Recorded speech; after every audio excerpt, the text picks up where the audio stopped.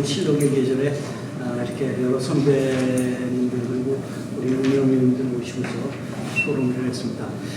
제목이 좀 어렵습니다. 1인 미디어 공남 속 레거시 미디어의 질문. 딴 건 아니고요. 유튜브로 SNS에 가짜뉴스가 판치는데 잘 나간다고 힘 좀 쓴다는 신문방송 너희는 뭐하고 있느냐라고 하는 겁니다. 그 중에서 우리 신문방송이 이 가짜뉴스 판치는데 제 역할 좀 했으면 좋겠다라는 취지에서 이런 토론회를 기획하게 됐습니다. 언론수용자 조사부터 2022년까지 최근 언론수용자 조사까지 변화를 문제는 살펴보았습니다. 여러 미디어를 중심으로 한다면 대한민국에서 신문은 신문대로, 방송은 방송대로 그 자체로 시장 내에서 경쟁이 치열하게 심화되었다라고 하는 것을 뜻한다라고 봅니다. 이 페이지 하단에는 기본적으로 디지털 환경이 되면 이런 광고 부문의 변화뿐만이 아니라 어떤 변화 양상이 있을 것인가를 전문가들 제시를 했는데요.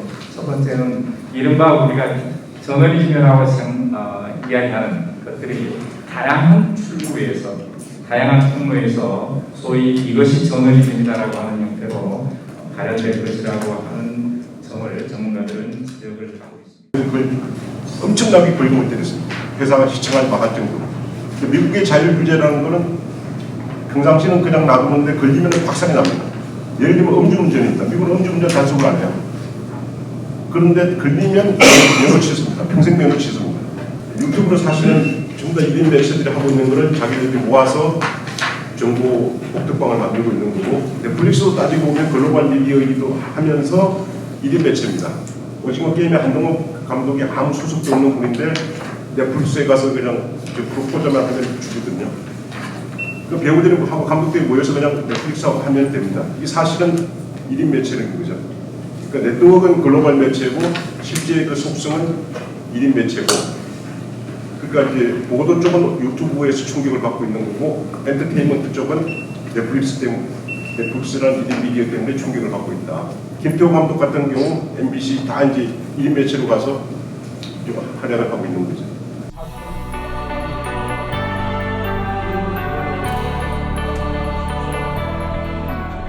네, 그래서 그 면접을 하면서 이제 몇 년 동안 쭉 하면서 그 변화가 좀 보이더라고요.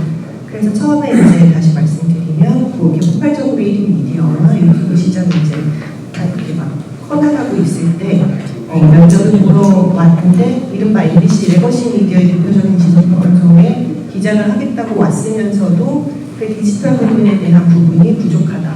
그런 부분을 꿈꾼다. 이런 이야기를 하는 친구들이 많았는데 한 2년 정도 지나고 나서 조금 바뀌었어요.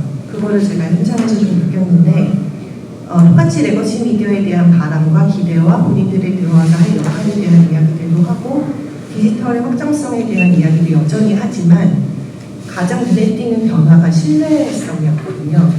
그래서 1인 미디어가 이제 창궐이라면 좀 부정적이죠.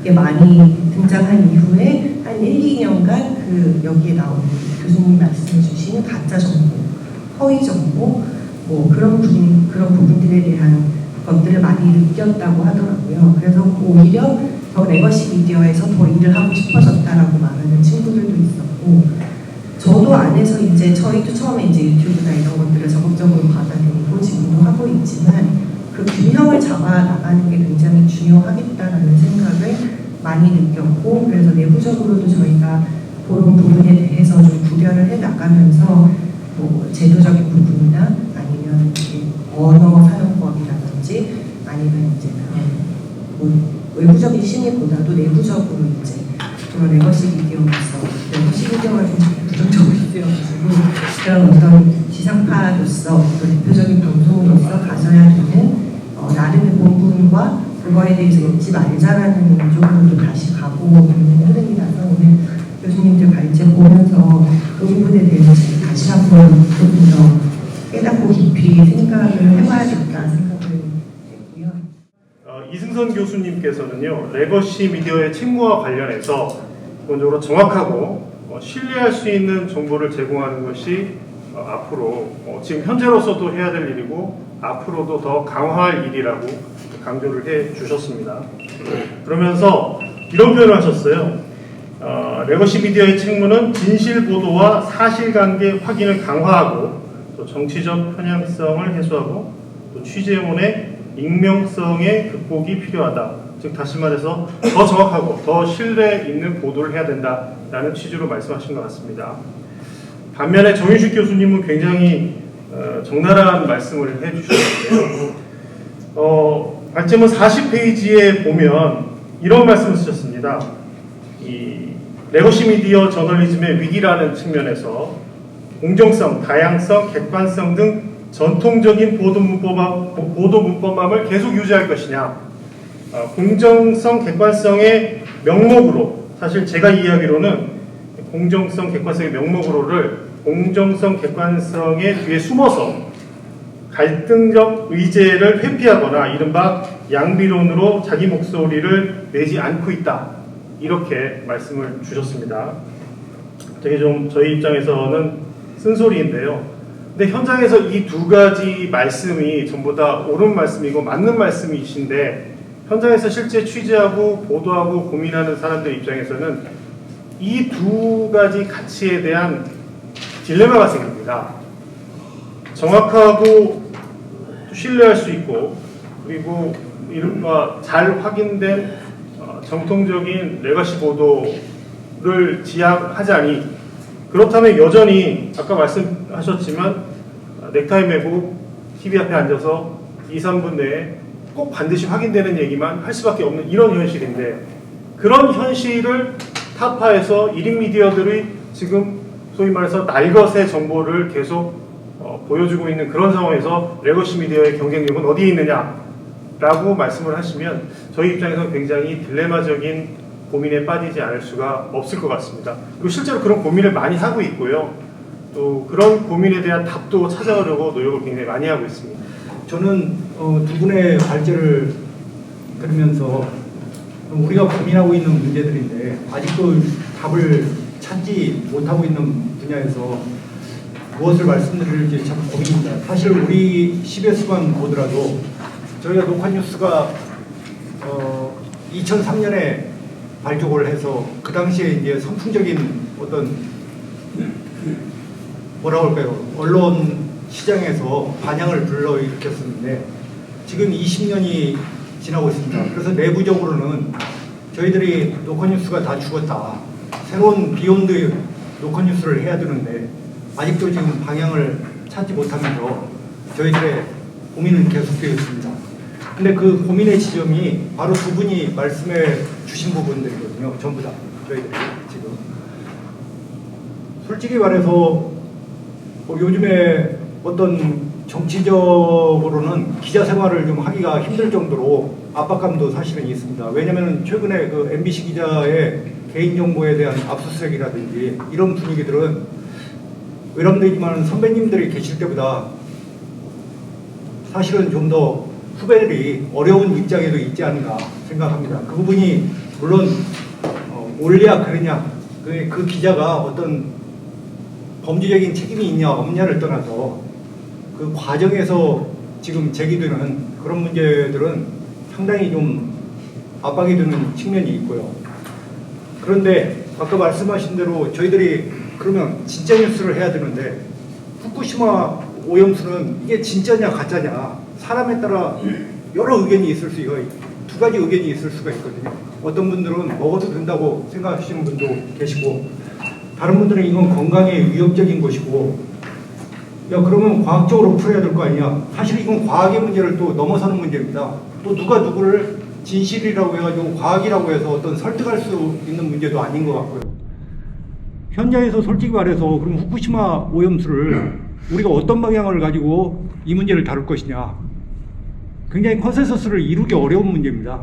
그래서 이론상으로는 저희들이 진실을 찾고 사실에 기초해서 보도를 해야 된다고 하지만 이런 후쿠시마 오염수 같은 주제들이 너무 많거든요, 우리 사회에. 더구나 정치적으로 극단적으로 이렇게 나눠 있기 때문에 어떤 같은 사실을 놓고도 이 부분에 대해서 과학을 조금만 벗어나면 확증 편향이라든지 어떤 자기 이데올로기에 의해서 그 생각들이 나눠지는 부분들이 있기 때문에 굉장히 좀 어려운 환경에 있다고 생각합니다. 또 저도 1993년에 입사를 했는데 1993년과 2000년에 기자 생활을 할 때보다 지금이 훨씬 더 힘듭니다. 사실은. 왜냐면은 어떤 한 가지의 사회의 규범이나 사회의 어떤 규칙이라든지 어떤 규범이라든지 어떤 컨센서스라든지 이런 게 다 정말 너무 많이 해체가 됐거든요.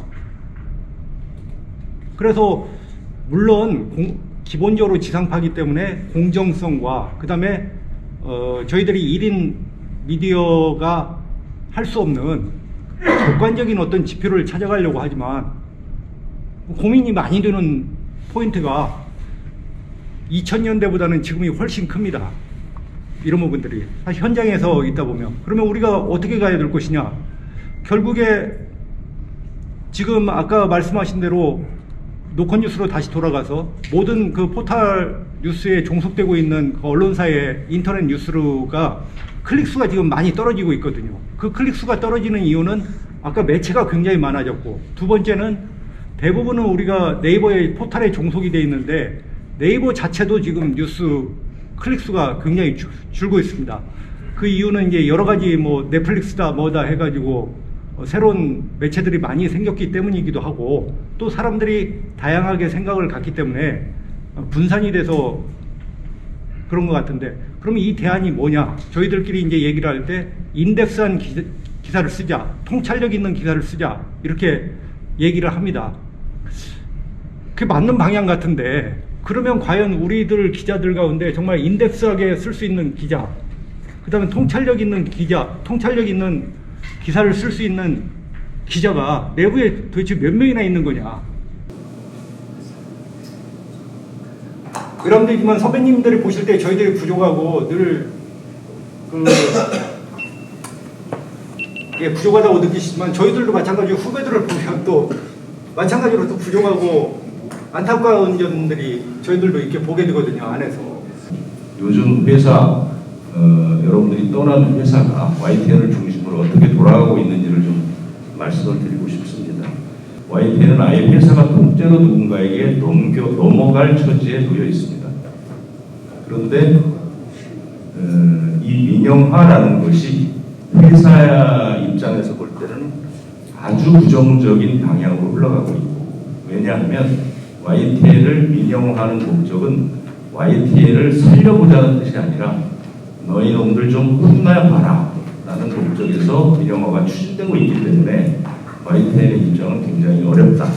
조금 더 쉽게 말씀드리면 지금까지는 이제 마음씨 좋은 지주를 만나서 YTN 식구들이 세금도 적당히 내고 오손도손 살아왔는데 갑자기 땅 주인이 욕심 많은 땅 주인이 들어올 가능성이 높아졌습니다. 그래서 지금까지는 한 마지기에 쌀 한 가마 정도만 내면 되는데 앞으로는 그게 두 가마가 될지 세 가마가 될지 아니면 도저히 내지 못해서 쫓겨날지 모르는 그런 상황이다. YTN은 지금 그런 상황에 있다라고 좀 말씀을 드리고요. 두 번째로 궁금해하시는 도대체 너희들은 지금 무슨 생각을 하고 있느냐, 이거에 대한 질문을 좀 대답을 좀 드리고 싶은데요. 얼마 전에 후배들이랑 뭐 이런저런 얘기를 하는 기회가 있었는데 지금 정부의 뭐 노동정책과 관련해서 토론할 기회가 있었습니다. 그래서 저는 제 나름대로 지금 그 노동정책에 대해서 그 긍정적인 생각을 갖고 있지 않기 때문에 뭐 여러 가지 비판을 얘기를 했는데 아주 어린 후배는 아니었지만 후배가 그럼 선배는 이재명이 대통령이 됐으면 좋았다고 생각하세요? 저한테 이렇게 물어보는 겁니다.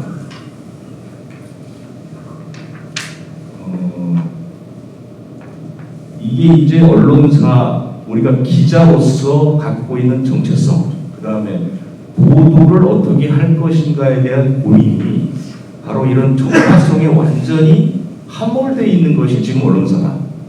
지금 방송사는 이런 상황인 것입니다. 그래서 기자로서 저는 여태까지 쭉 배워왔던 것은 기자는 정파성에 휘둘리지 말고 팩트로 보도해야 한다는 생각을 갖고 있는데, 이 정파성이 보도국의 분위기를 완전히 삭혀버리면서 정파성에 따라서 자신의 기자 하나하나의 미래가 결정돼 버리는 상황이 되는 겁니다. 그래서 지금의 언론사 보도국의 분위기를 말씀드린다면 첫 번째는 혼란, 너무나도 혼란스럽습니다. 저처럼 군부 독재 말미에 시작을 한 사람들은 간접 통제도 겪어보고 직접 통제도 겪어보고 이런 사람들인데, MB 시작 때 기자 생활을 시작한 아이들은 또 저와는 입장이 또 완전히 다른 것이고요. 그 친구들은 오히려 정파성을 좀 더 쉽게 수용하는 그런 방향으로 갑니다. 그래서 지금 보도국의 분위기는 혼란 그리고 공포.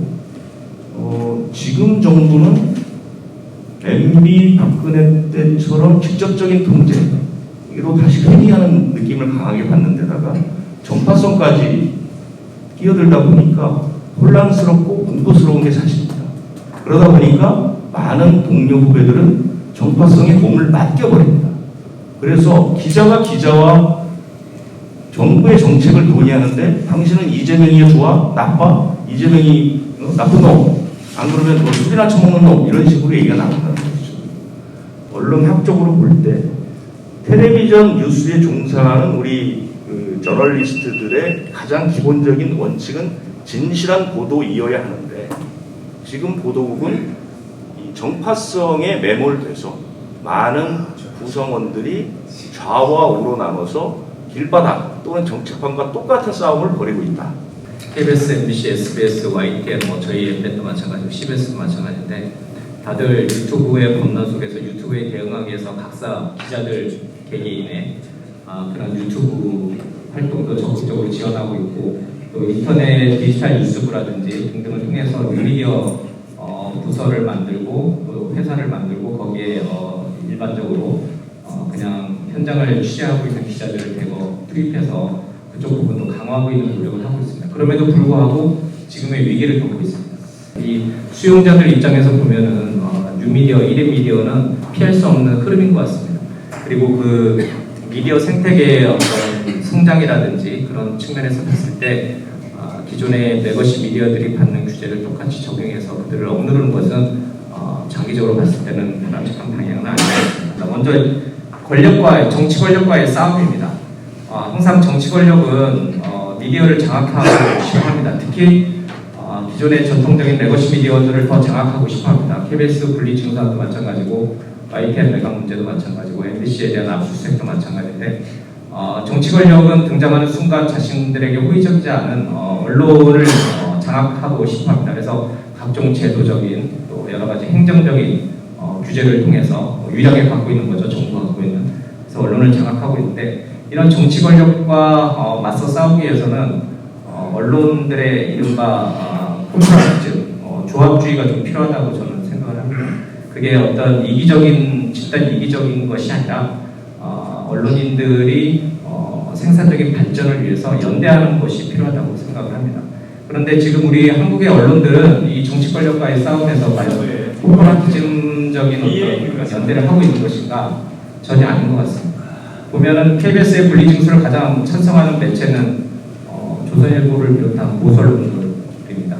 그리고 종편의 어떤 소멸을 가장 원하는 것은 또 지상파 매체들이고, 이렇게 보면은 한국 언론계에서 정치 권력과의 싸움을 위해서 크게 연대해야 될 각 언론들이 굉장히 분열되면서 서로가 서로를 적으로 삼는 그런 일이 벌어지고 있습니다. 이런 부분에 대해서 좀 진지한 성찰이 좀 필요할 것 같습니다. 이렇게 언론들이 서로 싸우는 것은 여러 가지 요인이 있을 겁니다. 각 언론마다 띄고 있는 어떤 정치적인 이념, 또 당파성, 정파성 이런 것들이 존재하는데, 그것을 뛰어넘어서 언론의 어떤 독립이라든지 언론의 위상을 갖추기 위한 정치 권력과의 싸움에서의 코퍼레티즘을 좀 더 강화할 필요가 있겠다, 이런 생각을 좀 하게 됩니다. 두 번째는 여기 이 자리에는 안 계시진 않겠지만, 언론을 경영하고 있는 경영자들의 인식이 대단히 좀 필요하겠다, 인식 전환이 필요하겠다, 이런 생각이 좀 듭니다.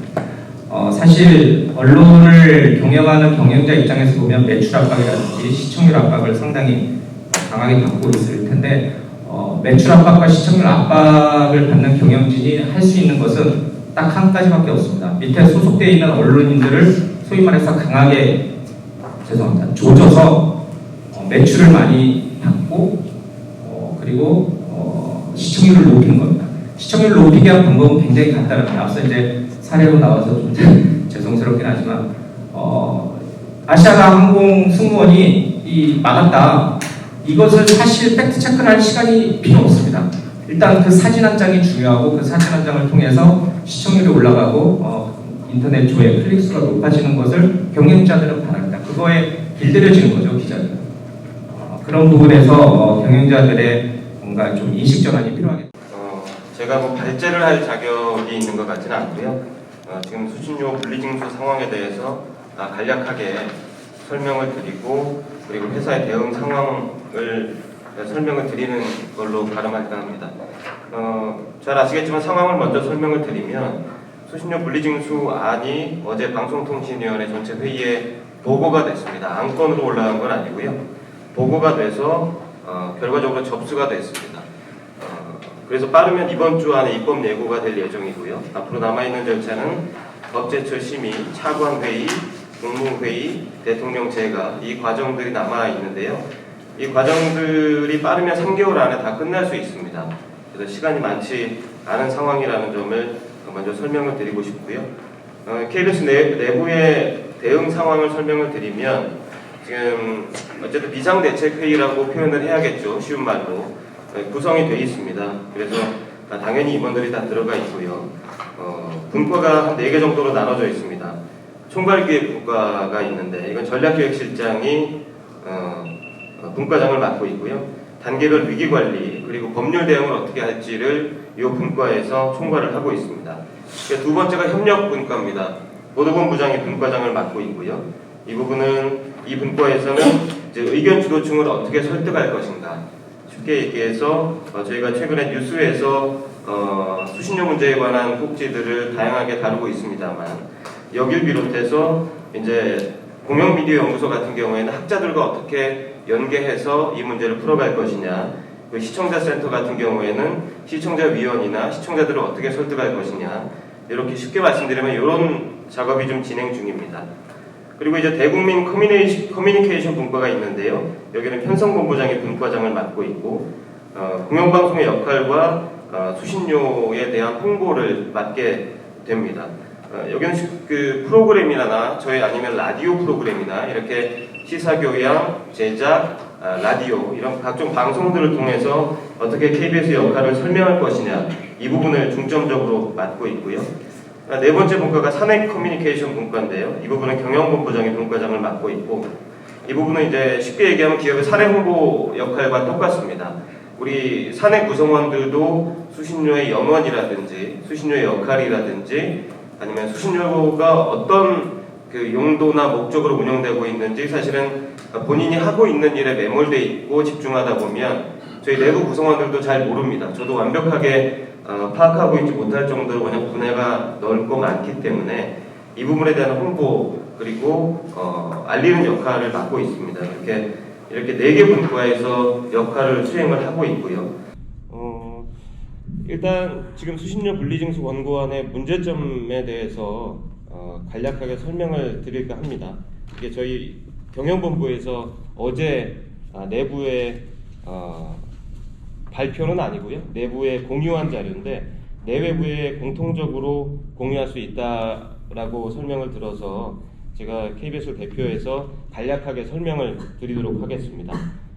정부 권고안은 잘 아시다시피 수신료 분리징수를 위한 관계 법령 개정 그리고 그에 따른 후속 조치 이행 방안을 마련하라.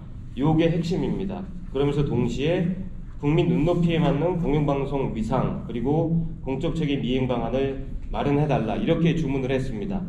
이 두 가지가 병립하기가 쉽지 않은 상황이긴 한데 어쨌든 이 두 가지를 동시에 주문을 했고요. 권고안의 문제점을 간략하게 한 6가지 정도로 설명을 드리겠습니다. 먼저 첫 번째는 이 분리징수 권고안 자체가 국회 방송법 입법 취지 그리고 통합징수의 적법성, 정당성 계속 인정해온 이 사법부의 판단과 정면으로 배치된다는 점입니다. 그동안의 판례를 좀 살펴보면 수신료는 납부 선택권이 전제된 제도가 아닙니다. 납부 의무로 돼 있습니다. 그리고 전 세계 수신료 제도에 대한 거부감이 많긴 하지만 내고 싶은 사람만 내는 수신료 제도는 전 세계에 단 한 나라도 없습니다.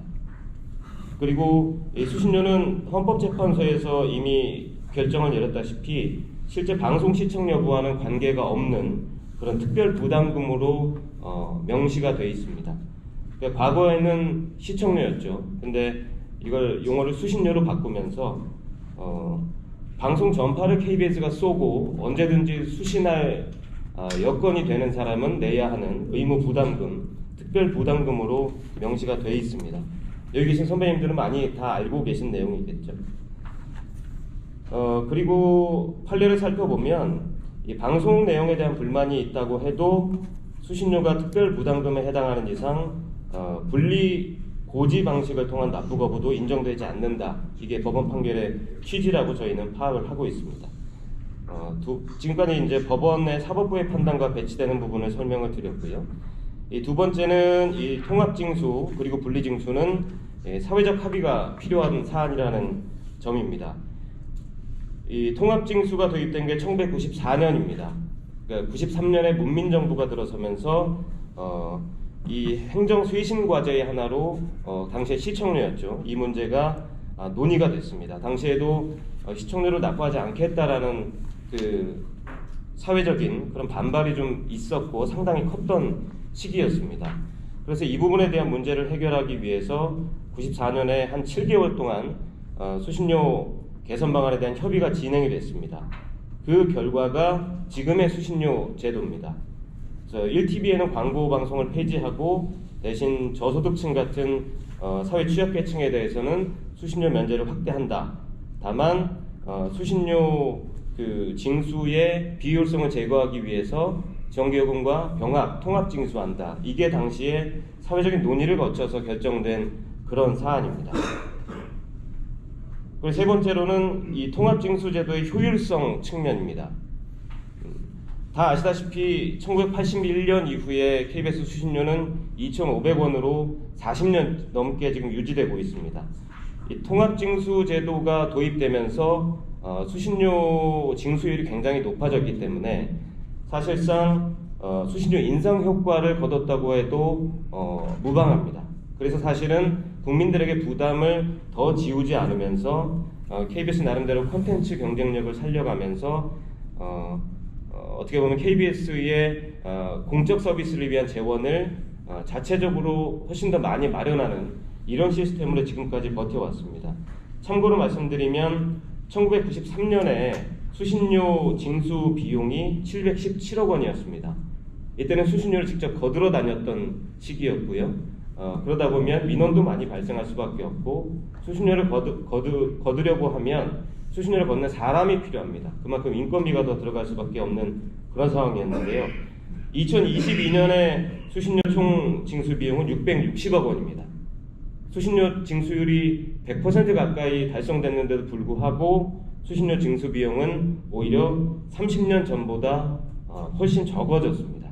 그만큼 지금 통합징수제도가 굉장히 효율적일 수밖에 없다는 부분을 반증하는 부분입니다. 자, 찍겠습니다. 하나, 둘, 김치. 한 번 더요. 됐습니다.